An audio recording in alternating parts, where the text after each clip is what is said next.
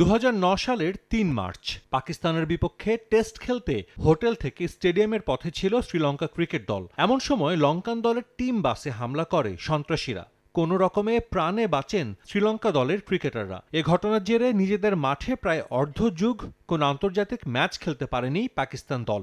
2015-তে Zimbabwe দলকে এনে আবারও ক্রিকেট বিশ্বে নিজেদের নিরাপদ প্রমাণের চেষ্টা করে পিসিবি। তবে সেই হামলার পর শ্রীলঙ্কায় বড় কোনো দল হিসেবে আবারও পাকিস্তান সফর করে। এরপর ধীরে ধীরে আবারও পরিস্থিতি স্বাভাবিক হয়। পাকিস্তানে একে একে খেলতে যায় সব দল। পাকিস্তানের বিপদে বন্ধুর পরিচয় দিয়ে এগিয়ে এসেছিল শ্রীলঙ্কা ক্রিকেট দল। এবার সেই প্রতিদান চাইছে শ্রীলঙ্কা। বাংলাদেশকে টি-20 বিশ্বকাপ থেকে বাদ দেওয়ার প্রতিবাদে ভারতের বিপক্ষে ম্যাচ বয়কটের সিদ্ধান্ত জানিয়েছে পাকিস্তান সরকার। যদিও এখন পর্যন্ত পিসিবি এ বিষয়ে কোনো মন্তব্য করেনি। এবার পাকিস্তান ক্রিকেট বোর্ডকে চিঠি লিখেছেন শ্রীলঙ্কা ক্রিকেটের সভাপতি শাম্মী সিলভা। চিঠিতে পাকিস্তানকে ম্যাচ বয়কটের সিদ্ধান্ত পুনর্বিবেচনা করার আহ্বান জানিয়েছেন তিনি।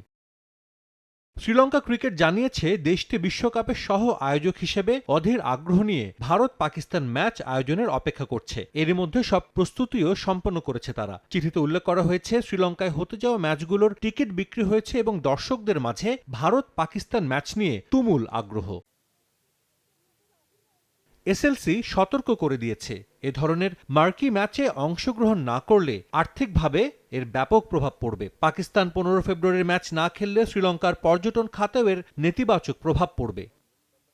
চিঠিতে অতীতে পাকিস্তান ক্রিকেটকে সহযোগিতার কথা স্মরণ করিয়ে এসএলসি জানায়, যখন অন্য ক্রিকেট খেলুড়ে দেশ পাকিস্তান সফর করতে চায়নি সে সময় বেশ কয়েকবার চ্যালেঞ্জিং এবং সংবেদনশীল পরিস্থিতিতেও পাকিস্তান সফর করেছেন লঙ্কান ক্রিকেটাররা।